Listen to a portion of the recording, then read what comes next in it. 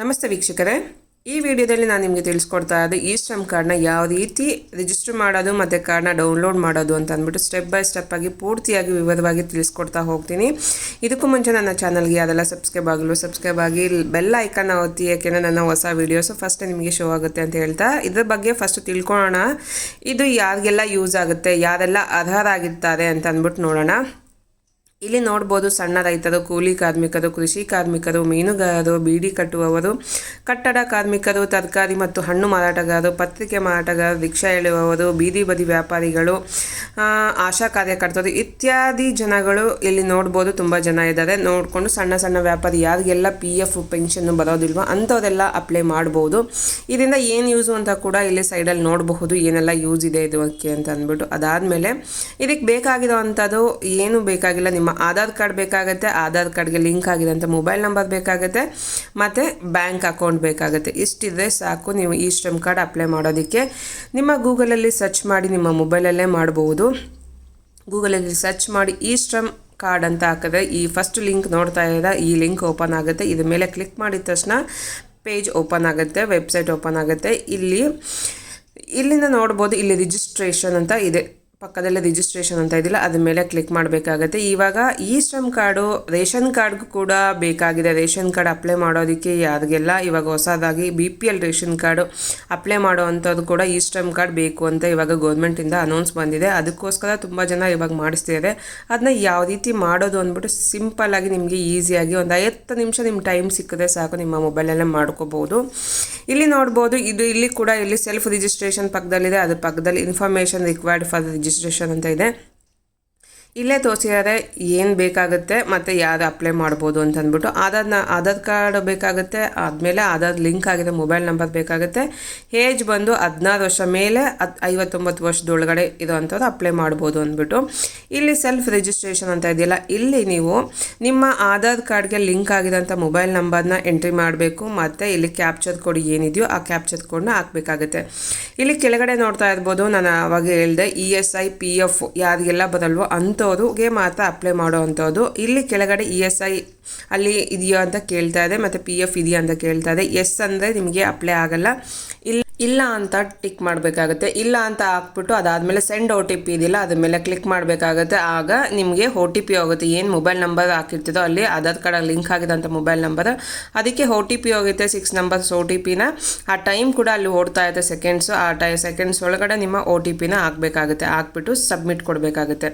Submit ಕೊಟ್ಟಿದ ತಕ್ಷಣ ನೋಡ್ಬೋದು, ಇಲ್ಲಿ ನೆಕ್ಸ್ಟ್ ನಿಮಗೆ ಸ್ಟೆಪ್ ಓಪನ್ ಆಗುತ್ತೆ. ಇಲ್ಲಿ ಆಧಾರ್ ನಂಬರ್ ಕೇಳ್ತಾ ಇದೆ. ಆಧಾರ್ ನಂಬರ್ನ ಹೇಗಿದೆಯೋ ಹಾಗೆ ಆಧಾರ್ ನಂಬರ್ 12 ನಂಬರ್ನ 4 ಅಂತ ಹಾಕಬೇಕಾಗುತ್ತೆ. ಹಾಕಿದ್ಮೇಲೆ ಕೆಳಗಡೆ ಕೇಳ್ತಾ ಇದೆ ಫಿಂಗರ್ ಪ್ರಿಂಟಿಂದ ಲಾಗಿನ್ ಆಗ್ತೀರಾ, ಇಲ್ಲ IDs ತೊಗೊತೀರಾ, ಇಲ್ಲ OTP ತೊಗೊತೀರಾ ಅಂತ ಅಂದ್ಬಿಟ್ಟು. ನಿಮ್ಮ ಹತ್ರ ಮಿಷಿನ್ಸ್ ಏನಿರೋದಿಲ್ಲ, ಅದಕ್ಕೋಸ್ಕರ ಬೇಡ. OTP ಅಂತ ಮೇಲೆ ಕ್ಲಿಕ್ ಮಾಡಿ OTPನ ಸೆಲೆಕ್ಟ್ ಆದಮೇಲೆ ಅಲ್ಲಿ ಕ್ಯಾಪ್ಚರ್ ಕೋಡ್ ಏನಿದೆಯೋ ಆ ಕ್ಯಾಪ್ಚರ್ ಕೋಡ್ನ ಹಾಕಬೇಕಾಗುತ್ತೆ. ಅದಾದಮೇಲೆ ಕೆಳಗಡೆ ನೋಡ್ಬೋದು, ನಿಮಗೆ ಇಂಗ್ಲೀಷ್ ಪರವಾಗಿ ಇಲ್ಲ ಅಂದರೆ ಹಿಂದಿ ಅಂತ ಲ್ಯಾಂಗ್ವೇಜ್ ಕೇಳ್ತಾ ಇದೆ. ನಿಮಗೆ ಹಿಂದಿ ಬೇಕಾ ಇಂಗ್ಲೀಷ್ ಬೇಕಾ ಅಂತ ನಾನು ಇಂಗ್ಲೀಷ್ ಸೆಲೆಕ್ಟ್ ಮಾಡ್ಕೊಂಡಿದ್ದೀನಿ, ಚೇಂಜ್ ಮಾಡ್ಕೊಂಡಿಲ್ಲ. ಅದಾದಮೇಲೆ ಚಿಕ್ಕದಾಗಿ ಒಂದು ಅಗ್ರಿ ಅಂತ ಬಾಕ್ಸ್ ಇದೆಯಲ್ಲ, ಆ ಬಾಕ್ಸ್ ಮೇಲೆ ಕ್ಲಿಕ್ ಮಾಡಿ ಸಬ್ಮಿಟ್ ಬಟನ್ ಮೇಲೆ ಕ್ಲಿಕ್ ಮಾಡಬೇಕಾಗುತ್ತೆ. ಸಬ್ಮಿಟ್ ಬಟನ್ ಕ್ಲಿಕ್ ಮಾಡಿದ ತಕ್ಷಣ ನೋಡ್ಬೋದು, ಇಲ್ಲಿ OTP ಹೋಗುತ್ತೆ. ಆಧಾರ್ ಕಾರ್ಡ್ಗೆ ಮೊಬೈಲ್ ನಂಬರ್ ಯಾವ ಲಿಂಕ್ ಆಗಿರುತ್ತೋ ಅದಕ್ಕೆ OTP ಹೋಗಿರುತ್ತೆ. 6 ನಂಬರ್ಸ್ OTPನ ಹಾಕ್ಬಿಟ್ಟು ಇಲ್ಲಿ ವ್ಯಾಲಿಡೇಟ್ ಅಂತ ಕೆಳಗಡೆ ಕಾಣ್ತಿದೆ, ಅದ್ಮೇಲೆ ಕ್ಲಿಕ್ ಮಾಡಬೇಕು. ಆ ಸೆಕೆಂಡ್ಸ್ ಓಡ್ತಾ ಇದ್ದ ಟೈಮು, ಆ ಟೈಮ್ ಒಳಗಡೆ ನೀವು ಹಾಕ್ಬಿಟ್ಟು ವ್ಯಾಲಿಡೇಟ್ ಕೊಡಬೇಕಾಗುತ್ತೆ. ಹಾಕಿದ ತಕ್ಷಣ ನೋಡ್ಬೋದು, ಇಲ್ಲಿ ನಿಮ್ಮ ಆಧಾರ್ ಕಾರ್ಡಲ್ಲಿ ಏನೆಲ್ಲ ಡೀಟೇಲ್ ಪೀಚ್ ಇರುತ್ತೋ ಅದನ್ನು ನಿಮ್ಮ ಹೆಸರು ಮತ್ತು ಡೇಟ್ ಆಫ್ ಬರ್ತು ಮತ್ತು ನೀವು ಫಿಮೇಲ ಮೇಲ ಜೆಂಡರ್ ಅದನ್ನು ಪೀಚಾಗಿ ಇಲ್ಲಿ ಬಂದಿರುತ್ತೆ. ನಿಮ್ಮ ಫೋಟೋ ಸಮೇತ ಬಂದಿರುತ್ತೆ. ಇಲ್ಲಿ ಸರ್ವರ್ ಇಶ್ಯೂ ಕಾರಣದಿಂದ ನನಗೆ ಇಲ್ಲಿ ತೋರಿಸ್ತಾ ಇಲ್ಲ. ಸರ್ವರ್ ಇದ್ದರೆ ಬಂದೇ ಬರುತ್ತೆ, ನಿಮ್ಮ ಫೋಟೋ ಪೀಚಾಗಿ ಬರುತ್ತೆ. ಇಲ್ಲಿ ಡೀಟೇಲ್ ನಾನು ಏನು ನೋಡ್ತಾ ಇರ್ಬೋದು ಅದು ಕರೆಕ್ಟಾಗಿತ್ತು, ಅದಕ್ಕೆ ನಾನು continue to enter other details ಅಂತ ಇದಿಲ್ಲ, ಅದ್ರ ಮೇಲೆ ಕ್ಲಿಕ್ ಮಾಡಿದ ತಕ್ಷಣ ಸೆಕೆಂಡ್ ಸ್ಟೆಪ್ಗೆ ಹೋಗುತ್ತೆ. ಅಂದರೆ ಫಸ್ಟ್ ಒನ್ನು ಆಧಾರ್ ಕಾರ್ಡಲ್ಲಿ ಏನಿತ್ತು ಇನ್ಫಾರ್ಮೇಷನು ಅದು ಬಂದಿದೆ, ಹೆಸರು, gender, date of birth. Second one personal information, third one ಬಂದು ಅಡ್ರೆಸ್ಸು, ಆಮೇಲೆ ಎಜುಕೇಷನು, ಅದಾದಮೇಲೆ ಏನು ಕೆಲಸ ಮಾಡ್ತಾ ಇದ್ದಾರೆ, ಏನು ಸ್ಕಿಲ್ ಇದೆ ನಿಮಗೆ ಕೇಳ್ತದೆ. ಅದಾದಮೇಲೆ ಬ್ಯಾಂಕ್ ಡೀಟೇಲ್ಸ್ ಕೇಳುತ್ತೆ. ಇಲ್ಲಿ ಫಸ್ಟು ಪರ್ಸ್ನಲ್ ಇನ್ಫಾರ್ಮೇಷನ್ನ ನೋಡೋಣ. ಪರ್ಸ್ನಲ್ ಇನ್ಫಾರ್ಮೇಷನಲ್ಲಿ ನಿಮ್ಮ ಮೊಬೈಲ್ ನಂಬರ್ ಏನು ರಿಜಿಸ್ಟರ್ ಮಾಡಿದೋ ಫಸ್ಟಲ್ಲೇ ಆ ಮೊಬೈಲ್ ನಂಬರ್ ಆಲ್ರೆಡಿ ಇಲ್ಲಿ ತೋರಿಸ್ತಾ ಇದೆ. ಅದಾದಮೇಲೆ ಎಮರ್ಜೆನ್ಸಿ ಮೊಬೈಲ್ ನಂಬರ್ ಅಂತ ಕೇಳ್ತಿದೆ. ಎಮರ್ಜೆನ್ಸಿ ಮೊಬೈಲ್ ನಂಬರ್ ನಿಮ್ದು ಯಾವುದಾದ್ರು ಇನ್ನೊಬ್ಬರದ್ದು ಯಾವ್ದಾದ್ರು ಇದ್ದರೆ ಮನೇಲಿ ಹಸ್ಬೆಂಡ್ದಾಗಲಿ ವೈಫ್ದಾಗಲಿ ಅವ್ರದ್ದು ಕೊಡ್ಬೋದು, ಇಲ್ಲಾಂದರೆ ತಂದೆ ತಾಯಿದು ಯಾವ್ದಾದ್ರು ನಂಬರ್ ಇದ್ದರೆ ಕಾಂಟ್ಯಾಕ್ಟ್ ನಂಬರ್ ಇದ್ದರೆ ಕೊಡಬಹುದು. ಆ ನಂಬರ್ ಕೊಟ್ಟಾದ್ಮೇಲೆ ಕೆಳಗಡೆ ಇಮೇಲ್ ಐ ಡಿ ಕೇಳ್ತಾ ಇದೆ, ಇಮೇಲ್ ಐ ಡಿನ ಹಾಕ್ಬೋದು. ಇದು ಇಂಪಾರ್ಟೆಂಟ್ ಏನಿಲ್ಲ, ನೀವು ನೋಡ್ಬೋದು ಅಲ್ಲಿ ರಿಜಿಸ್ಟರ್ ಮೊಬೈಲ್ ನಂಬರ್ ಮೇಲೆ ಪಕ್ಕದಲ್ಲೇ ಒಂದು ಚಿಕ್ಕದಾಗಿ ಸ್ಟಾರ್ ಮಾರ್ಕ್ ಇದೆ, ರೆಡ್ ಮಾರ್ಕು, ಅಂಥದ್ದು ಇಂಪಾರ್ಟೆಂಟ್ ಅಂದ್ಬಿಟ್ಟು ಯಾವುದೆಲ್ಲ ಇಂಪಾರ್ಟೆಂಟ್ ರೆಡ್ ಮಾರ್ಕ್ ಇರೋದಿಲ್ಲೋ ಅದು ಇಂಪಾರ್ಟೆಂಟ್ ಏನೋ ಅವಶ್ಯಕತೆ ಇಲ್ಲ ಅಂತ ಅದು ಹಾಕಲೇಬೇಕು ಅಂತ ಇದಿಲ್ಲ. ಅದಾದಮೇಲೆ ಕೆಳಗಡೆ ಮೆರಿಟಲ್ ಸ್ಟೇಟಸ್ ಕೇಳ್ತದೆ, ಮದುವೆ ಆಗಿದೆಯಾ ಅಂತ ಅಂದ್ಬಿಟ್ಟು ಅಲ್ಲಿ ಸೆಲೆಕ್ಟ್ ಮಾಡ್ಕೋಬೇಕಾಗುತ್ತೆ. ಅದಾದಮೇಲೆ ತಾಯಿ ಹೆಸರು ಕೂಡ ಆಪ್ಷನಲ್ಲು ಹಾಕಿದ್ರೆ ಹಾಕಬಹುದು, ಇಲ್ಲಾಂದರೆ ಇಲ್ಲ, ತಾಯಿ ಹೆಸರನ್ನ ಹಾಕಬೇಕಾಗುತ್ತೆ. ಅದಾದಮೇಲೆ ಫಾದರ್ ನೇಮು, ಹಸ್ಬೆಂಡ್ ನೇಮ್ ಕೇಳ್ತಾ ಇದೆ, ಫಾದರ್ ಅಥವಾ ಹಸ್ಬೆಂಡ್ ನೇಮ್. ಇಲ್ಲಿ ಸೆಲೆಕ್ಟ್ ಕೂಡ ಕೇಳ್ತಾ ಇದೆ, ಹಸ್ಬೆಂಡ್ ನೇಮ್ ಸೆಲೆಕ್ಟ್ ಮಾಡ್ತಾರೆ ಇಲ್ಲ ಫಾದರ್ ನೇಮ್ ಸೆಲೆಕ್ಟ್ ಮಾಡ್ತಿದೆ ಅಂತ. ಇಲ್ಲಿ ನಾನು ಹಸ್ಬೆಂಡ್ ಸೆಲೆಕ್ಟ್ ಮಾಡ್ಕೊತಾ ಇದ್ದೀನಿ. ಹಾಕ್ಕೊಂಡು ಇಲ್ಲಿ ಹಸ್ಬೆಂಡ್ ನೇಮ್ನ ಟೈಪ್ ಮಾಡ್ಕೋಬೇಕಾಗುತ್ತೆ. ನೆಕ್ಸ್ಟು ಇಲ್ಲಿ ಸೋಷಿಯಲ್ ಕ್ಯಾಟಗರಿ ಕೇಳ್ತಾರೆ, ನೀವು ಯಾವ ಕ್ಯಾಟಗರಿಗೆ ಸೇರ್ತೀರಾ ಅಂತ ಅಂದರೆ SC-ನೋ ST-ನೋ OBC-ನೋ ಜನರಲ್ ಅಂತ ಕೇಳ್ತಾರೆ. ಈ 4ಅಲ್ಲಿ ಯಾವುದು ಅಂತ ನೀವು ಸೆಲೆಕ್ಟ್ ಮಾಡ್ಕೋಬೇಕಾಗುತ್ತೆ. ನಿಮ್ಮ ಕ್ಯಾಸ್ಟ್ ಯಾವುದು ಅಂತ, ಯಾವ ಗ್ರೂಪಿಗೆ ಸೇರ್ತೀರಾ ಅಂತ ಅಂದ್ಬಿಟ್ಟು ಸೆಲೆಕ್ಟ್ ಮಾಡ್ಕೊಂಡಾದ್ಮೇಲೆ ಇಲ್ಲಿ ನಿಮ್ಮ ಹತ್ರ ಸರ್ಟಿಫಿಕೇಟ್ ಇದ್ದರೆ, ಆ ಕ್ಯಾಸ್ಟಿದು ಸರ್ಟಿಫಿಕೇಟ್ ಇದ್ದರೆ ನೀವು ಇಲ್ಲಿ ಅಪ್ಲೋಡ್ ಮಾಡಬೇಕಾಗುತ್ತೆ, ಫೈಲ್ನ ಅಪ್ಲೋಡ್ ಮಾಡಬೇಕಾಗುತ್ತೆ. ಇಲ್ಲ ಅಂತಂದರೆ ಅವಶ್ಯಕತೆ ಇಲ್ಲ, ಇಲ್ಲಿ ಹಾಕಲೇಬೇಕು ಅಂತ ಅಲ್ಲಿ ಸ್ಟಾರ್ ಮಾರ್ಕ್ ಏನು ಕೊಟ್ಟಿಲ್ಲ, ಅವಶ್ಯಕತೆ ಇಲ್ಲ ಅಂತಂದ್ರೂ ಪರವಾಗಿಲ್ಲ, ಸೆಲೆಕ್ಟ್ ಮಾಡಿ ಬಿಡಬಹುದು. ಅದಾದಮೇಲೆ ಬ್ಲಡ್ ಗ್ರೂಪ್ ಕೇಳ್ತಾ ಇದೆ, ನಿಮ್ಮ ಬ್ಲಡ್ ಗ್ರೂಪ್ ಯಾವುದು ಅಂತ ಗೊತ್ತಿದ್ದರೆ ಅಲ್ಲಿ ಹಾಕಿ, ಅದು ಕೂಡ ಆಪ್ಷನಲ್ಲು ಇದ್ದರೆ ಗೊತ್ತಿದ್ದರೆ ಹಾಕಿ, ರೆಡ್ ಮಾರ್ಕ್ ಹಾಕಲೇಬೇಕು ಅಂತ ಅವಶ್ಯಕತೆ ಇಲ್ಲ. ಸೋಷಿಯಲ್ ಕ್ಯಾಟಗರಿ ಆಯಿತು, ಬ್ಲಡ್ ಆದಮೇಲೆ ನೆಕ್ಸ್ಟು ಡಿಫರೆಂಟ್ಲಿ ಏಬಲ್ಡ್ ಅಂತ ಕೇಳ್ತಾ ಇದೆ, ಅಂದರೆ ನೀವು ಮೆಂಟಲಿ ಫಿಸಿಕಲಿ ಫಿಟ್ ಆಗಿದ್ದೀರಾ ಅಂತ ಕೇಳ್ತಾ ಇದೆ. ಎಸ್ ಅಂದರೆ ಎಸ್ ಅಂತ ಹಾಕಿ, ಇಲ್ಲಾಂದರೆ ಇಲ್ಲ ಅಂತ ಹಾಕಿ. ಅದಾದಮೇಲೆ ನಾಮಿನಿ ಡೀಟೇಲ್ಸ್ ಕೇಳ್ತಾ ಇದೆ. ನಾಮಿನಿ ಡೀಟೇಲಲ್ಲಿ ನೀವು ಇಲ್ಲಿ ಕೂಡ ಅಷ್ಟೇ, ಇಲ್ಲಿ ರೆಡ್ ಮಾರ್ಕ್ ಯಾವುದಕ್ಕೂ ಇಲ್ಲ, ಹಾಕಲೇಬೇಕು ಅಂತ ಆಪ್ಷನಲ್ಲಿದು. ನಿಮ್ಮ ಹತ್ರ ನಾಮಿನಿ ಡೀಟೇಲ್ಸು ಹಸ್ಬೆಂಡ್ದಾಗಲಿ ವೈಫ್ದಾಗಲಿ ಮದುವೆ ಆಗಿದ್ದರೆ, ಇಲ್ಲಾಂದರೆ ತಂದೆ ಮದುವೆ ಆಗಿಲ್ಲ ಅಂದರೆ ತಂದೆ ತಾಯಿದಾಗಲಿ ಯಾರ್ದಾದ್ರೂ ಕೊಡ್ಬೋದು, ಮಕ್ಕಳದಾದ್ರೂ ಕೊಡಬಹುದು ನಾಮಿನಿ ಡೀಟೇಲು. ಅವ್ರದ್ದು ಆಧಾರ್ ಕಾರ್ಡ್ ಇರಬೇಕಾಗತ್ತೆ ನಿಮ್ಮ ಜೊತೆ, ಅವ್ರ ಆಧಾರ್ ಕಾರ್ಡಲ್ಲಿರೋದನ್ನ ಡೀಟೇಲ್ನ ಇಲ್ಲಿ ಹಾಕ್ಬೋದು, ಇದ್ದರೆ ಹಾಕ್ಬೋದು. ನಾನು ಇಲ್ಲಿ ಹಾಕ್ತಾಯಿದ್ದೀನಿ, ನಾಮಿನಿ ಎಷ್ಟು ಹಾಕ್ತಾಯಿದ್ದೀನಿ, ನಾಮಿನಿ ಡೇಟ್ ಆಫ್ ಬರ್ತ್ ಹಾಕ್ತಾಯಿದ್ದೀನಿ, ಜೆಂಡರ್ ಹಾಕ್ತಾಯಿದ್ದೀನಿ. ಅದಾದಮೇಲೆ ರಿಲೇಷನ್ ವಿತ್ ಅಪ್ಲಿಕೆಂಟ್ ಅಂದರೆ ನಿಮ್ಮ ರಿಲೇಷನ್ಶಿಪ್ ಏನು ಅವ್ರ ಜೊತೆ ಅಂತ ಅಂದ್ಬಿಟ್ಟು ಕೇಳ್ತಾ ಇದೆ. ಆ ರಿಲೇಷನ್ಶಿಪ್ನ ಇಲ್ಲಿ ಮೆನ್ಷನ್ ಮಾಡಬೇಕಾಗತ್ತೆ. ಮತ್ತು ನಾಮಿನಿ ಅಡ್ರೆಸ್ ಅಂದರೆ ಆಧಾರ್ ಕಾರ್ಡಲ್ಲಿ ಅಡ್ರೆಸ್ ಅದು ಹಾಕ್ಬೋದು, ಇಲ್ಲ ಅಂದರೆ ನಿಮ್ಮ ಅವರ ಅಡ್ರೆಸ್ ಕೂಡ ನಿಮ್ಗೆ ಗೊತ್ತಿದ್ದರೆ ಹಾಕಬಹುದು. ಮತ್ತು ನಾಮಿನಿ ಮೊಬೈಲ್ ನಂಬರ್ ಇಲ್ಲಿ ಹಾಕಬೇಕಾಗುತ್ತೆ. ನಾನು ಇಲ್ಲಿ ತೊಗೊಳ್ತಾ ಇದ್ದು ನಾನು ಹಸ್ಬೆಂಡ್ದು ಫುಲ್ ಡೀಟೇಲ್ ಇಲ್ಲಿ ಹಾಕ್ತಾಯಿದ್ದೀನಿ, ಹಸ್ಬೆಂಡ್ ನಾಮಿನಿ ಡೀಟೇಲ್ಸ್ನ ನಾನು ಇಲ್ಲಿ ಫಿಲ್ ಮಾಡ್ತಾಯಿದ್ದೀನಿ. ಅದಾದಮೇಲೆ ನಾಮಿನಿ ಮೊಬೈಲ್ ನಂಬರು ಹಾಕ್ಬಿಟ್ಟು ಕೆಳಗಡೆ ನೋಡ್ತಾ ಇರ್ಬೋದು, ಇಲ್ಲಿ ಲಾಗೌಟ್ ಅಂತ ಇದೆ, ಈ ಕಡೆ ಸೇವ್ ಆ್ಯಂಡ್ ಕಂಟಿನ್ಯೂ ಅಂತ ಇದೆಯಲ್ಲ, ಲಾಗೌಟ್ ಮೇಲೆ ಕ್ಲಿಕ್ ಮಾಡಬೇಡಿ, ವಾಪಸ್ಸು ಬ್ಯಾಕ್ ಹೋಗ್ಬಿಡುತ್ತೆ. ಸೇವ್ ಆ್ಯಂಡ್ ಕಂಟಿನ್ಯೂ ಇದೆಯಲ್ಲ, ಸೇವ್ ಆ್ಯಂಡ್ ಕಂಟಿನ್ಯೂ ಮೇಲೆ ಕ್ಲಿಕ್ ಮಾಡಬೇಕಾಗುತ್ತೆ. ನೆಕ್ಸ್ಟ್ ಪೇಜ್ಗೆ ಹೋಗುತ್ತೆ. ಇವಾಗ ಇಲ್ಲಿ ಬಂದು ನಿಮ್ಮ ಅಡ್ರೆಸ್, ಪರ್ಸ್ನಲ್ ಡೀಟೇಲ್ ಇನ್ಫಾರ್ಮೇಷನ್ ಆಯಿತು. ನೆಕ್ಸ್ಟ್ ಬಂದು ರೆಸಿಡೆಂಟ್ ಡೀಟೇಲ್ಸ್ ಅಂದರೆ ಅಡ್ರೆಸ್ನ ಫಿಲ್ ಮಾಡಬೇಕಾಗುತ್ತೆ. ಇಲ್ಲಿ ಅಡ್ರೆಸ್ ಹಾಕಬೇಕಾಗುತ್ತೆ. ಫಸ್ಟು ಹೋಮು ಎಲ್ಲ ನೇಟಿವ್ ಸ್ಟೇಟ್ ಅಂತ ಕೇಳ್ತೇವೆ, ನಿಮ್ಮ ಸ್ಟೇಟು ನೀವು ಬಿಟ್ಟು ಬಂದಿದ್ದರೆ, ಬೇರೆ ಸ್ಟೇಟಿಂದ ನೀವು ಇವಾಗ ಬೇರೆ ಸ್ಟೇಟಿಗೆ ಬಂದಿದ್ದರೆ ನೀವಿರೋ ಸ್ಟೇಟನ್ನ ನಿಮ್ಮ ಪರ್ಮನೆಂಟ್ ಅಡ್ರೆಸ್ ಸ್ಟೇಟ್ನ ಹಾಕಬೇಕಾಗುತ್ತೆ. ಇಲ್ಲ ಅಂತಂದರೆ ಹುಟ್ಟಿ ಬೆಳೆದಿದ್ದು ಕರ್ನಾಟಕದೇ ಆದರೆ ಕರ್ನಾಟಕ ಸ್ಟೇಟ್ ಮೆನ್ಷನ್ ಮಾಡಿ. ಅದಾದಮೇಲೆ ನೇಟಿವ್ ಡಿಸ್ಟಿಕ್ ಅಂತ ಕೇಳ್ತಾರೆ, ಡಿಸ್ಟಿಕ್ನ ಸೆಲೆಕ್ಟ್ ಮಾಡ್ಕೊಳ್ಳಿ. ಸ್ಟೇಟ್ ಸ್ಪೆಸಿಫಿಕ್ ಐ ಡಿ ಅಂತ ಕೇಳ್ತದೆ, ನಿಮ್ಮ ಸ್ಟೇಟ್ದು ಸ್ಪೆಸಿಫಿಕ್ ಐ ಡಿ ಅಂತ ಬರುತ್ತೆ, ಗೂಗಲಲ್ಲಿ ಸರ್ಚ್ ಮಾಡಿದ್ರೆ ಸಿಗುತ್ತೆ. ಇಲ್ಲ ಅಂತಂದರೆ ನಿಮಗೆ ಗೊತ್ತಿದ್ದರೆ ಹಾಕಿ, ಇಲ್ಲ ಅಂದರೆ ಬಿಡಿ, ಯಾಕೆಂದರೆ ಅದು ಆಪ್ಷನಲ್ ಆಗಿದೆ ಎಕ್ಸ್ಟ್ರಾ. ನಾನು ಇಲ್ಲಿ ನನಗೆ ಗೊತ್ತಿರೋದ್ರಿಂದ ನಾನು ಹಾಕಿದ್ದೀನಿ. ಅದಾದಮೇಲೆ ಕರೆಂಟ್ ಅಡ್ರೆಸ್ ಬಂದಿದೆ. ಕರೆಂಟ್ ಅಡ್ರೆಸ್ ಅಂದರೆ ನಿಮ್ಮ ಇವಾಗಿರೋ ಅಡ್ರೆಸ್ನ ಇಲ್ಲಿ ಹಾಕಬೇಕಾಗುತ್ತೆ. ಯಾವ ಅಡ್ರೆಸ್ಸಲ್ಲಿದ್ದೀರಾ ಅಂತ ಫಸ್ಟ್ ಇಲ್ಲಿ ಅರ್ಬನ್ನೋ ರೂರಲ್ ಅಂತ ಕೇಳ್ತಾ ಇದೆ, ಫಸ್ಟ್ ಅದನ್ನು ಸೆಲೆಕ್ಟ್ ಮಾಡ್ಕೊಳ್ಳಿ. ಅದಾದಮೇಲೆ ಅಡ್ರೆಸ್ ಲೈನ್ 1 ಅಡ್ರೆಸ್ ಲೈನ್ 2 ಅಂದರೆ ನಿಮ್ಮ ಏರಿಯಾ ನಂಬರು, ಮನೆ ನಂಬರು ಅದನ್ನ ಹಾಕ್ಕೊಬೇಕಾಗುತ್ತೆ. ಸನ್ ಆಫ್ ಇದ್ದರೆ ಸನ್ ಆಫ್ ಹಾಕ್ಕೊಳ್ಳಿ. ಅದಾದಮೇಲೆ ಸ್ಟೇಟು, ಡಿಸ್ಟಿಕ್ಕು ಮತ್ತು ಸಬ್ ಡಿಸ್ಟಿಕ್ಕು, ವಿಲೇಜ್ ಯಾವುದು, ವಿಲೇಜ್ ರೂರಲ್ ಅಂತ ಸೆಲೆಕ್ಟ್ ಮಾಡಿದರೆ ವಿಲೇಜ್ ಯಾವುದು, ಮತ್ತು ಪಿನ್ ಕೋಡ್ ಅದನ್ನೆಲ್ಲ ಸೆಲೆಕ್ಟ್ ಆದಮೇಲೆ ನೆಕ್ಸ್ಟ್ ಬಂದರೆ ಇಲ್ಲಿ ಕರೆಂಟ್ ಆ ಅಡ್ರೆಸ್ಸಲ್ಲಿ ಎಷ್ಟು ವರ್ಷದಿಂದ ಇದ್ದೀರಾ, ಇವಾಗ ಮೆನ್ಷನ್ ಮಾಡಿದ ಕರೆಂಟ್ ಅಡ್ರೆಸ್ಸಲ್ಲಿ ಎಷ್ಟು ವರ್ಷದಿಂದ ಇದ್ದೀರಾ ಅಂತ ಕೂಡ ಅಲ್ಲಿ ಮೆನ್ಷನ್ ಮಾಡಬೇಕಾಗುತ್ತೆ. ಮೆನ್ಷನ್ ಅಂದರೆ ಅಲ್ಲಿ ಚಾರ್ಟ್ ಇರುತ್ತೆ, ಅದರಲ್ಲಿ ಸೆಲೆಕ್ಟ್ ಮಾಡ್ಕೋಬೇಕಾಗುತ್ತೆ ಎಷ್ಟು ವರ್ಷದಿಂದ ಇದ್ದೀರಾ ಅಂತ. 5ರಿಂದ 10 ವರ್ಷ ಅಂತ ನಾನಿಲ್ಲಿ ಸೆಲೆಕ್ಟ್ ಮಾಡ್ತಾಯಿದ್ದೀನಿ. ಸೇಮ್ ಅಡ್ರೆಸ್ ಆಗಿದೆ. ಕೆಳಗಡೆ ಮತ್ತಿನ್ನೊಂದು ಪರ್ಮನೆಂಟ್ ಅಡ್ರೆಸ್ ಕೇಳ್ತಾ ಇದೆ. ಪರ್ಮನೆಂಟ್ ಅಡ್ರೆಸ್ಸಲ್ಲಿ ನೀವು ಸೇಮ್ ಇದ್ದರೆ ಸೇಮೇ ಹಾಕ್ಬೋದು, ಇಲ್ಲ ಅಂತಂದರೆ ನೀವು ಬೇರೆ ಊರಿಂದ ಬಂದು ಇಲ್ಲಿ ಟೆಂಪ್ರವರಿಯಾಗಿ ಇದ್ದೀರಾ ಅಂತಂದರೆ ಪರ್ಮನೆಂಟ್ ಅಡ್ರೆಸ್, ಊರಿನ ಅಡ್ರೆಸ್ ಕೂಡ ಇಲ್ಲಿ ನೀವು ಹಾಕ್ಕೊಬೇಕಾಗುತ್ತೆ. ವಿತ್ ಪಿನ್ ಕೋಡ್ ಸಮೇತ ಸ್ಟೇಟು, ಡಿಸ್ಟಿಕ್ಕು, ಸಬ್ ಡಿಸ್ಟಿಕ್ ಎಲ್ಲ ಹಾಕ್ಕೊಂಡು ಸೇಮ್ ಹಾಕ್ಕೊಂಡು ನಾನು ಸೇಮ್ ಹಾಕ್ಕೊತಾ ಇದ್ದೀನಿ. ಹಾಕ್ಕೊಂಡು ಕೆಳಗಡೆ ನೋಡ್ತಾ ಇರ್ಬೋದು ಸೇವ್ ಆ್ಯಂಡ್ ಕಂಟಿನ್ಯೂ ಅಂತ ಇದ್ದಿಲ್ಲ, ಅದ್ರ ಮೇಲೆ ಕ್ಲಿಕ್ ಮಾಡ್ಕೊತಾ ಇದ್ದೀನಿ. ಅದಾಗಿದ ತಕ್ಷಣ ನೆಕ್ಸ್ಟ್ಗೆ ಹೋಗುತ್ತೆ, ಕ್ವಾಲಿಫಿಕೇಷನ್ಗೆ ಹೋಗುತ್ತೆ, ಎಜುಕೇಷನ್ ಕ್ವಾಲಿಫಿಕೇಷನ್ಗೆ ನೆಕ್ಸ್ಟ್ ಸ್ಟೆಪ್ಪು. ಇಲ್ಲಿ ಬಂದು ನೀವು ಏನು ಓದಿದ್ದೀರಾ ಅಂತ ಅಂದ್ಬಿಟ್ಟು ಅಲ್ಲಿ ಹಾಕಲೇಬೇಕಾಗುತ್ತೆ. ಅದು ರೆಡ್ ಮಾರ್ಕ್ ಇರೋದ್ರಿಂದ ನೀವು ಅಲ್ಲಿ ಚಾಯ್ಸ್ ಮಾಡಲೇಬೇಕು. ಇಲ್ಲಿ ಲಿಸ್ಟಲ್ಲಿ ನೋಡ್ಬೋದು ನೀವು ಇಲ್ಲಿ ಏನು ಓದಿದ್ದೀರಾ ಅಂತ ಇಲ್ಲಿ ತೋರಿಸ್ತಾ ಇದೆ. ನಾನು ಇಲ್ಲಿ ಸೆಲೆಕ್ಟ್ ಮಾಡ್ಕೊತಾ ಇದ್ದೀನಿ. ಇಲ್ಲಿ ಪೋಸ್ಟ್ ಗ್ರ್ಯಾಜುಯೇಟ್ ಅಂತ ಅಂದ್ಬಿಟ್ಟು ಸೆಲೆಕ್ಟ್ ಮಾಡ್ಕೊತಾ ಇದ್ದೀನಿ. ನೀವು ಏನು ಓದಿದ್ದೀರೋ, ಪ್ರೈಮರಿ ಓದಿರೋ, ಬಿಲೋ ಪ್ರೈಮರಿ ಓದಿರೋ, ಇಲ್ಲಾಂದರೆ ಏನು ಓದೇ ಇಲ್ವೋ ಅದನ್ನು ಕೂಡ ಇಲ್ಲಿ ಇರುತ್ತೆ, ನೀವು ಸೆಲೆಕ್ಟ್ ಮಾಡ್ಕೊಬೇಕಾಗುತ್ತೆ. ಮತ್ತು ಏನೋ ಓದಿದ್ದೀರಾ ಅಂತ ಅಂದಾಗ ಅಲ್ಲಿ ಎಜುಕೇಷನ್ ಸರ್ಟಿಫಿಕೇಟ್ ಕೂಡ ಕೇಳ್ತಾ ಇದೆ. ನಿಮ್ಮ ಹತ್ರ ಯಾವುದಾದ್ರೂ ಸರ್ಟಿಫಿಕೇಟ್ ಯಾವುದೇ ಅಂತ ಅಂದರೆ ಡಿಗ್ರಿ ಕಂಪ್ಲೀಟ್ ಆಗಿದ್ರೆ ನಿಮ್ಮ ಹತ್ರ ಕನ್ವರ್ಸೇಷನ್ ಸರ್ಟಿಫಿಕೇಟ್ ಇರುತ್ತೆ, ಯಾವುದಾದ್ರೂ ಇಲ್ಲಾಂದರೆ ಬೇರೆ ಸರ್ಟಿಫಿಕೇಟ್ PUC ಆಗಿದ್ರೆ PUC ಎಕ್ಸಾಮ್ದು ಸರ್ಟಿಫಿಕೇಟ್ ಇದೆ ಅದೇ ಹಾಕ್ಬಹುದಾಗುತ್ತೆ. ಯಾವುದಾದ್ರೂ ಸರ್ಟಿಫಿಕೇಟ್ ಹಾಕ್ಬೋದು. ಇಲ್ಲೇ ತೋರಿಸ್ತಾ ಇದೆ PDF ಆಗಲಾಗಲಿ JPG ಆಗಲಾಗಲಿ ಯಾವುದಾದ್ರೂ ಫಾರ್ಮೆಟಲ್ಲಿ 1 MB ಒಳಗಡೆ ಇರಬೇಕು. 1 MB ಒಳಗಡೆ ನೀವು ಫೈಲ್ಗಳೆಲ್ಲ ಸೇವ್ ಮಾಡ್ಕೊಂಡಿದ್ದರೆ ನಿಮ್ಮ ಕ್ವಾಲಿಫಿಕೇಷನ್ ಸರ್ಟಿಫಿಕೇಟ್ ಎಲ್ಲ ಇದ್ದರೆ ಹಾಕ್ಕೊಬೋದು. ಇಲ್ಲ ಅಂತ ಅಂದರೆ ಬೇಕಾಗಿಲ್ಲ, ಅವಶ್ಯಕತೆ ಇಲ್ಲ, PDF ಫೈಲಲ್ಲಿ ಹಾಕ್ಬೋದು. ಅದಾದಮೇಲೆ ನೆಕ್ಸ್ಟ್ ಮಂತ್ಲಿ ಇನ್ಕಮ್ ಕೇಳ್ತಾ ಇದೆ. ನಿಮ್ಮ ಮಂತ್ಲಿ ಇನ್ಕಮ್ ಎಷ್ಟು ಅಂತ ಸೆಲೆಕ್ಟ್ ಮಾಡಬೇಕಾಗುತ್ತೆ. 10,000 ಬಿಲೋ ಇದೆಯೋ 10,000 ಎಬೋ ಇದೆಯೋ ಅಲ್ಲಿ ಸೆಲೆಕ್ಟ್ ಮಾಡಿ ಹಾಕಬೇಕಾಗುತ್ತೆ. ಅದಾದಮೇಲೆ ಇನ್ಕಮ್ ಸರ್ಟಿಫಿಕೇಟ್ ಕೂಡ ಇಲ್ಲಿ ಕೇಳ್ತಾ ಇದೆ.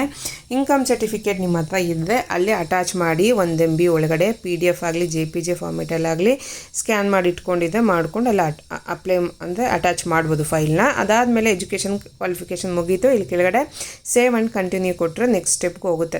ನೆಕ್ಸ್ಟ್ ಸ್ಟೆಪ್ಪಲ್ಲಿ ನೋಡ್ಬೋದು ಇಲ್ಲಿ ಇಂಥ ಕೆಲಸ ಮಾಡೋರಿಗೆ ಫಸ್ಟಲ್ಲೇ ನಾನು ನಿಮ್ಗೆ ಹೇಳಿದ್ದೆ ಎಂಥವರೆಲ್ಲ ಇಲ್ಲಿ ಎಂಥ ಕೆಲಸ ಮಾಡೋರಿಗೆ ಯಾರಿಗೆಲ್ಲ ಬೆನಿಫಿಟ್ ಇದೆ, ಇದು ಯಾರು ಅಪ್ಲೈ ಮಾಡ್ಕೋಬೋದು ಅಂತ ಅಂದ್ಬಿಟ್ಟು ಫಸ್ಟೆಲ್ಲ ನಾನು ತೋರಿಸಿದ್ದೆ. ಅವ್ರದ್ದೇ ಆದಂಥ ಒಂದು ಲಿಸ್ಟ್ ಕೂಡ ಗೌರ್ಮೆಂಟ್ ಅವರು ಇಲ್ಲೊಂದು ಲಿಸ್ಟ್ PDF ಫೈಲ್ ಮಾಡಿ ಇದ್ರ ಮೇಲೆ ತೋರಿಸ್ತಾ ಇದೆ. ಇಲ್ಲಿ ಅದ್ರ ಮೇಲೆ ಕ್ಲಿಕ್ ಮಾಡಿದ ತಕ್ಷಣ ನೋಡ್ಬೋದು ಇಲ್ಲಿ ಈ ಫೈಲ್ ಓಪನ್ ಆಗುತ್ತೆ. ಇಲ್ಲಿ ಯಾರಿಗೆಲ್ಲ ಇದರಿಂದ ಯೂಸ್ ಆಗುತ್ತೆ ಅಂತ ಅಂದ್ಬಿಟ್ಟು ಇಲ್ಲಿ ತೋರಿಸ್ತಾ ಇದೆ. ನಾನಿಲ್ಲಿ ಸೆಲೆಕ್ಟ್ ನಿಮ್ಗೆ ಏನು ಗೊತ್ತಿದ್ದರೆ ಇದರಲ್ಲಿ ಸೆಲೆಕ್ಟ್ ಮಾಡ್ಕೊಳ್ಳಿ. ಇಲ್ಲ ಅಂತ ನಿಮ್ಮ ಕೆಲಸ ಇದರಲ್ಲಿ ಏನು ಇದೆಯಾ ನಿಮ್ಮ ಈ ಲಿಸ್ಟಲ್ಲಿ ನೀವು ಮಾಡೋವಂಥ ಕೆಲಸ, ನಿಮಗೆ ESI PF ಬರದೇ ಅಂಥ ಕೆಲಸ ಇಲ್ಲಿ ಬರ್ತಾ ಇದೆ ಅಂತ ಇದೆ, ಸೆಲೆಕ್ಟ್ ಮಾಡ್ಕೊಳ್ಳಿ. ಇಲ್ಲ ಅಂತಂದರೆ ನೆಕ್ಸ್ಟ್ ಇಲ್ಲಿ ಟೈಪ್ ಮಾಡೋದು ಸಾಕು ಬರುತ್ತೆ. ಮತ್ತು ವಾಪಸ್ ಇಲ್ಲಿಗೆ ಬಂದರೆ ಇಲ್ಲಿ ಫಸ್ಟ್ ಒಂದು ಕೇಳ್ತಾರೆ ನೀವು ಯಾವ ಪ್ಲಾಟ್ಫಾರ್ಮಲ್ಲಿ ಕೆಲಸ ಮಾಡ್ತಾರೆ ಅಂದರೆ ಊಬರು, ಓಲಾ, ಝೊಮೊಟೋದಲ್ಲಿ ಕೆಲಸ ಮಾಡ್ತಾರೆ ಅಂತ ಕೇಳ್ತಾರೆ. ಫಸ್ಟ್ ಒಂದು ಅಲ್ಲಿ ಎಸ್ ಅಂತ ಆದರೆ ಎಸ್ ಅಂತ ಹಾಕಿ, ಇಲ್ಲ ಅಂದರೆ ಇಲ್ಲ ಅಂತ ಹಾಕಿ. ಅದಾದಮೇಲೆ ನೆಕ್ಸ್ಟ್ ಪ್ರೈಮರಿ ಆಕ್ಯುಪೇಷನ್ ಇದೆಯಲ್ಲ ಅಲ್ಲಿ ನೀವು ನಿಮ್ಮ ಏನು ಕೆಲಸ ಮಾಡ್ತಾರೆ, ಟೈಲರಿಂಗ್ ಅಂತ ಟೈಲರಿಂಗ್ ಹಾಕಿ, ಮೆಡಿಕಲ್ ಸ್ಟೋರ್ ಅಂದರೆ ಮೆಡಿಕಲ್ ಸ್ಟೋರ್ ಹಾಕಿ, ಇಲ್ಲಾಂದರೆ ಯಾವುದಾದ್ರು ಅಂಗಡಿಯಲ್ಲಿ ಶಾಪಲ್ಲಿ ಕೆಲಸ ಮಾಡ್ತದೆ ಅಲ್ಲಿ ಹಾಕಿ ಬರುತ್ತೆ ಅದು. ನಾನು ಇಲ್ಲಿ ಮೆಡಿಕಲ್ ಸ್ಟೋರ್ ಅಂತ ಹಾಕಿದ ತಕ್ಷಣ ಅದ್ರ ಬಗ್ಗೆ ಇಲ್ಲಿ 2-3 ಬಂತು, ಅದನ್ನು ಸೆಲೆಕ್ಟ್ ಮಾಡಿದೆ. ಅದಾದಮೇಲೆ ಎಷ್ಟು ವರ್ಷದಿಂದ ನೀವು ಇಲ್ಲಿ ಕೆಲಸ ಮಾಡ್ತಾಯಿದ್ದೀರಾ, ಎಷ್ಟು ವರ್ಷ ಎಕ್ಸ್ಪೀರಿಯೆನ್ಸ್ ಇದೆ ಅಂತ ಕೇಳ್ತಾ ಇದೆ, ಅದು ಕೂಡ ಇಲ್ಲಿ ಹಾಕಬೇಕಾಗುತ್ತೆ. ಅದಾದಮೇಲೆ ಸೆಕೆಂಡರಿ ಆಕ್ಯುಪೇಷನ್ ಅಂತ ಕೇಳ್ತಾ ನೀವು ಸೆಕೆಂಡ್ ಏನು ಮಾಡ್ತಾಯಿದ್ದೀರಾ ಅಂತ. ಇದು ಟೆಂಪ್ರವರಿಗೆ ಟೈಲರಿಂಗ್ ಅಂತ ಕೆಲಸ ಅಂತ ಹಾಕ್ತಾನೆ, ಟೈಲರಿಂಗ್ ಕೆಲಸ ಅಂತ ಅಂದ್ಬಿಟ್ಟು ಅದ್ರ ಬಗ್ಗೆ ಒಂದು ಲಿಸ್ಟ್ ಬರುತ್ತೆ. ಅದರಲ್ಲಿ ನೀವು ಅದನ್ನು ಸೆಲೆಕ್ಟ್ ಮಾಡಿದ್ರೆ ಸಾಕಾಗುತ್ತೆ. ಅದಾದಮೇಲೆ ನೆಕ್ಸ್ಟ್ ಬಂದರೆ ಅದ್ರ ಬಗ್ಗೆ ನಿಮ್ಮ ಹತ್ರ ಸರ್ಟಿಫಿಕೇಟ್ ಇದ್ದರೆ ಆ ಕೋರ್ಸ್ದು ನೀವೇನೋ ಮಾಡಿದರೆ ಸರ್ಟಿಫಿಕೇಟ್ ಇದ್ದರೆ ಆ ಸರ್ಟಿಫಿಕೇಟ್ ಸೆಕೆಂಡರಿ ಆಕ್ಯುಪೇಷನ್ ನೀವು ಮಾಡೋದಲ್ಲ ಅದೇನೋ ಸರ್ಟಿಫಿಕೇಟ್ ಇದ್ದರೆ ಹಾಕಬೇಕಾಗುತ್ತೆ. ಇಲ್ಲ ಅಂದರೆ ಅವಶ್ಯಕತೆ ಇಲ್ಲ. ಅದಾದಮೇಲೆ ನೆಕ್ಸ್ಟ್ ಬಂದು ಅಷ್ಟೇ ಸ್ಕಿಲ್ ಕೇಳ್ತಾ ಇದೆ. ಅಂದರೆ ನೀವು ಯಾವ ಥರ ಇದನ್ನ ಟ್ರೈನಿಂಗ್ ತೊಗೊಂಡ್ರಿ ಅಂತ ಕೇಳ್ತಾ ಇದೆ.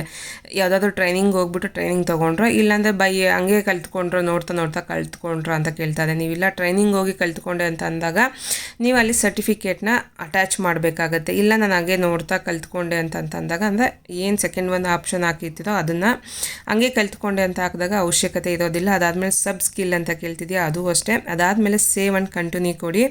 ಅದಾದಮೇಲೆ ನೆಕ್ಸ್ಟ್ ಸ್ಟೆಪ್ಗೆ ಹೋಗ್ತಾ ನೋಡ್ಬೋದು. ಇಲ್ಲಿ ನೆಕ್ಸ್ಟ್ ಬಂತು ಅಂದರೆ ಇಲ್ಲಿ ಬ್ಯಾಂಕ್ ಡೀಟೇಲ್ಸ್, ಲಾಸ್ಟ್ ಒಂದು ಬಂದು ಬ್ಯಾಂಕ್ ಡೀಟೇಲ್ಸ್ ಕೇಳ್ತಾ ಇದೆ. ಬ್ಯಾಂಕ್ ಡೀಟೇಲ್ಸಲ್ಲಿ ನಿಮ್ಮ ಬ್ಯಾಂಕ್ ಅಕೌಂಟ್ ಡೀಟೇಲ್ಸ್ನ ಹಾಕಬೇಕಾಗತ್ತೆ.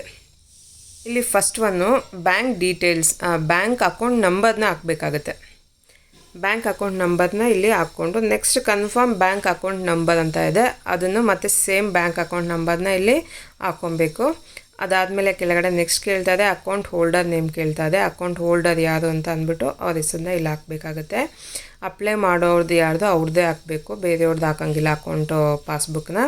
ಅದಾದಮೇಲೆ ಅವ್ರ ಹೆಸರನ್ನ ಹಾಕೊಂಡಾದ್ಮೇಲೆ IFSC ಕೋಡ್ನ ಹಾಕ್ಕೊಬೇಕಾಗುತ್ತೆ. ನಿಮ್ಮ ಹತ್ರ ಪಾಸ್ಬುಕ್ ಇಟ್ಕೊಂಡಿದ್ದೀರಲ್ಲ ಅದರಲ್ಲಿರೋ ಪಾಸ್ಬುಕ್ಕಲ್ಲಿರೋ IFSC ಕೋಡ್ನ ಹಾಕ್ಕೊಬೇಕಾಗುತ್ತೆ. ಹಾಕ್ಕೊಂಡು ಇಲ್ಲಿ ಪಕ್ಕದಲ್ಲಿ ಸರ್ಚ್ ಬಟನ್ ಅಂತ ಇದೆ ನೋಡ್ಬೋದು. ಇಲ್ಲಿ ಪಕ್ಕದಲ್ಲಿ ಗ್ರೀನ್ ಬಟನ್, ಅದ್ರ ಮೇಲೆ ಕ್ಲಿಕ್ ಮಾಡಿದ ತಕ್ಷಣ ಇಲ್ಲಿ ನೆಕ್ಸ್ಟ್ ಬ್ರಾಂಚು ಮತ್ತು ಬ್ಯಾಂಕು, ಯಾವ ಬ್ರಾಂಚು ಅದು ಆಟೋಮೆಟಿಕ್ ಬಂದ್ಬಿಡುತ್ತೆ, ಪೀಚ್ ಆಗುತ್ತೆ. ಅದಾದಮೇಲೆ ಕೆಳಗಡೆ ಸೇವ್ ಆ್ಯಂಡ್ ಕಂಟಿನ್ಯೂ ಕೊಡಬೇಕಾಗತ್ತೆ. ನೋಡ್ಬೋದು ಇಲ್ಲಿ ಫಸ್ಟ್ ಒಂದು ಫೋಟೋ ತೋರಿಸಿರಲಿಲ್ಲ, ಹೆಸರು ಬಂದಿರಲಿಲ್ಲ, ಇವಾಗ ಬಂದಿದೆ. ಅಲ್ಲಿ ಪೂರ್ತಿಯಾಗಿ ಡೀಟೇಲ್ ನಾವು ಅಪ್ಲೈ ಮಾಡಬೇಕಾದ್ರೆ ಇನ್ಫಾರ್ಮೇಷನ್ ಕೊಟ್ಟಿದ್ವಿ, ಅದೆಲ್ಲ ಡೀಟೇಲ್ ಇಲ್ಲಿ ನೋಡಬಹುದು. ಪ್ರತಿಯೊಂದು ಕೂಡ ಪರ್ಸ್ನಲ್ ಡೀಟೇಲ್ ಆಗಿರ್ಬೋದು, ನಾಮಿನಿ ಡೀಟೇಲ್ ಆಗಿರ್ಬೋದು, ಪ್ರತಿಯೊಂದು ಕೂಡ ಇಲ್ಲಿ ಚೆಕ್ ಮಾಡ್ಕೊಬೋದು, ವೆರಿಫೈ ಮಾಡ್ಕೊಬೋದು. ಅಡ್ರೆಸ್ಸಿಂದ ಕ್ವಾಲಿಫಿಕೇಷನ್ ಏನು ಮಾಡಿದ್ವಿ, ಏನೆಲ್ಲ ಕೊಟ್ಟಿದ್ವಿ ಅಂತ ಅಂದ್ಬಿಟ್ಟು ಪ್ರತಿಯೊಂದು ಕೂಡ ನಿಧಾನವಾಗಿ ಚೆಕ್ ಮಾಡಿಕೊಂಡು ಎಲ್ಲ ಕರೆಕ್ಟಾಗಿದ್ದರೆ ಓಕೆ ಅಗ್ರಿ ಅಂತ ಕೊಡಬೇಕು. ಇಲ್ಲ ಅಂತ ಅಂದರೆ ಇಲ್ಲಿ ಮಧ್ಯದಲ್ಲಿ ನೋಡ್ಬೋದು ಎಡಿಟ್ ಅಂತ ಆಪ್ಷನ್ ಕೂಡ ಇದೆ. ಎಡಿಟ್ ಆಪ್ಷನಲ್ಲಿ ಕೂಡ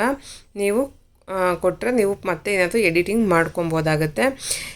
ಡಿಕ್ಲರೇಷನಲ್ಲಿರೋ ಅಂಥದ್ದನ್ನ ನೀವು ಓದ್ಕೋಬೇಕಾಗತ್ತೆ. ಓದ್ಕೊಂಡಾದಮೇಲೆ ನೀವು ಸಬ್ಮಿಟ್ ಕೊಡಬೇಕಾಗತ್ತೆ. ಯಾರೆಲ್ಲ ESI, PF ಮತ್ತು ಇನ್ಕಮ್ ಟ್ಯಾಕ್ಸ್ ಪೇ ಮಾಡ್ತಾರೋ, ESI ಬರುತ್ತೋ ಅಂಥವ್ರಿಗೆಲ್ಲ ಈ ಶ್ರಮ್ ಕಾರ್ಡು ವರ್ಕ್ ಆಗೋಲ್ಲ. ಫಸ್ಟಲ್ಲಿ ಲಿಸ್ಟ್ ಕೊಟ್ಟಿದ್ದೆ ನಾನು, ಎಂಥವ್ರಿಗೆಲ್ಲ ಇದು ಯೂಸ್ ಆಗುತ್ತೆ, ಯಾರಿಗೆಲ್ಲ ಅಪ್ಲೈ ಮಾಡ್ಬೋದು ಅಂತ ಅಂದ್ಬಿಟ್ಟು. ಅದಾದಮೇಲೆ ಕೆಳಗಡೆ ನೋಡ್ಬೋದು ಎಡಿಟಿಂಗ್ ಆಪ್ಷನ್ ಇದೆ. ಎಡಿಟಿಂಗ್ ಆಪ್ಷನಲ್ಲಿ ನೀವು ಏನೇನು ರಾಂಗ್ ಮಾಡಿದೆ, ಟೈಪಿಂಗಲ್ಲಿ ಏನಾದ್ರು ಮಾಡಿದರೆ ಅದನ್ನ ಎಡಿಟಿಂಗ್ ಮಾಡಿ ನೀವು ಮತ್ತಿನ್ನೊಂದ್ಸಲ ಕರೆಕ್ಷನ್ ಮಾಡ್ಕೋಬೋದು. ಅದಾದಮೇಲೆ ಪಕ್ಕದಲ್ಲಿ ಸಬ್ಮಿಟ್ ಬಟನ್ ಇದೆಯಲ್ಲ, ಸಬ್ಮಿಟ್ ಮಾಡಿ ಕ್ಲಿಕ್ ಮಾಡಿದ ತಕ್ಷಣ ನಿಮ್ಮ ಶ್ರಮ್ ಕಾರ್ಡ್ ಜನ್ರೇಟ್ ಆಗುತ್ತೆ. ನೋಡೋದಲ್ಲ, ಈ ರೀತಿ ನಿಮ್ಮ ಶ್ರಮ್ ಕಾರ್ಡ್ನ ಆರಾಮಾಗಿ 5 ರಿಂದ 10 ನಿಮಿಷದಲ್ಲೇ ನೀವು ಶ್ರಮ್ ಕಾರ್ಡ್ನ ರಿಜಿಸ್ಟರ್ ಮಾಡಿ ಡೌನ್ಲೋಡ್ ಮಾಡಿ ಇಟ್ಕೋಬೋದು. ಇಲ್ಲಿ ನಿಮ್ಮ ಮೆಸೇಜ್ ಕೂಡ ಹೋಗಿರುತ್ತೆ, ಶ್ರಮ್ ಕಾರ್ಡು ಜನ್ರೇಟ್ ಆಗಿದೆ ಅಂದ್ಬಿಟ್ಟು ನಿಮಗೆ ರಿಜಿಸ್ಟರ್ ಆಗಿದೆ ಅಂತ ಮೊಬೈಲ್ಗೆ ಒಂದು ಮೆಸೇಜ್ ಕೂಡ ಹೋಗಿರುತ್ತೆ. ಅದಾದಮೇಲೆ ಕೆಳಗಡೆ ನೋಡಬಹುದು welcome to the Shram card family ಅಂತ ತೋರಿಸ್ತಾ ಇದೆ. ಇಲ್ಲಿ ಪಕ್ಕದಲ್ಲಿ ಡೌನ್ಲೋಡ್ ಅಂತ ಇದೆಯಲ್ಲ, ಡೌನ್ಲೋಡ್ UNA ಕಾರ್ಡ್ ಅಂತ, ಅದ್ರ ಮೇಲೆ ಕ್ಲಿಕ್ ಮಾಡಿದ್ರೆ ನಿಮ್ಮ ಶ್ರಮ್ ಕಾರ್ಡು ಡೌನ್ಲೋಡ್ ಆಗಿರುತ್ತೆ, ನಿಮ್ಮ ಮೊಬೈಲಲ್ಲೇ ಸೇವ್ ಆಗಿರುತ್ತೆ. ಯಾವಾಗ ಬೇಕೋ ನೀವು ಅವಾಗ ಅದನ್ನು ಡೌನ್ಲೋಡ್ನ ಪ್ರಿಂಟೌಟ್ ಕೂಡ ತೊಗೊಬೋದು, ಅದನ್ನ ಕಳಿಸ್ಬೋದು, ಡೌನ್ಲೋಡ್ ಮಾಡೋದು ತೊಗೊಬೋದು, ಇಲ್ಲಾಂದರೆ ಸೇವ್ ಮಾಡಿ ಇಟ್ಕೋಬೋದು. ಕೆಳಗಡೆ ಕಂಪ್ಲೀಟೆಡ್ ರಿಜಿಸ್ಟ್ರೇಷನ್ ಅಂತ ಕೂಡ ತೋರಿಸ್ತಾ ಇದೆ. ಪ್ರತಿಯೊಂದು ಸ್ಟೆಪ್ನ ನಿಮಗೆ ಡೀಟೇಲಾಗಿ ತೋರಿಸಿದ್ದೀನಿ. ಈ ವಿಡಿಯೋ ನಿಮ್ಗೆ ಯೂಸ್ಫುಲ್ ಆಯಿತು ಅಂದ್ಕೊಂಡು, ಯೂಸ್ಫುಲ್ ಆಗಿದೆ ಲೈಕ್ ಮಾಡಿ, ಶೇರ್ ಮಾಡಿ, ಕಮೆಂಟ್ ಮಾಡಿ ತಿಳಿಸಿ, ಸಬ್ಸ್ಕ್ರೈಬ್ ಆಗೋದನ್ನ ಮರಿಬೇಡಿ. Thank you for watching video. Bye bye, ಸಿಗೋಣ ಹೊಸ ವಿಡಿಯೋದಲ್ಲಿ.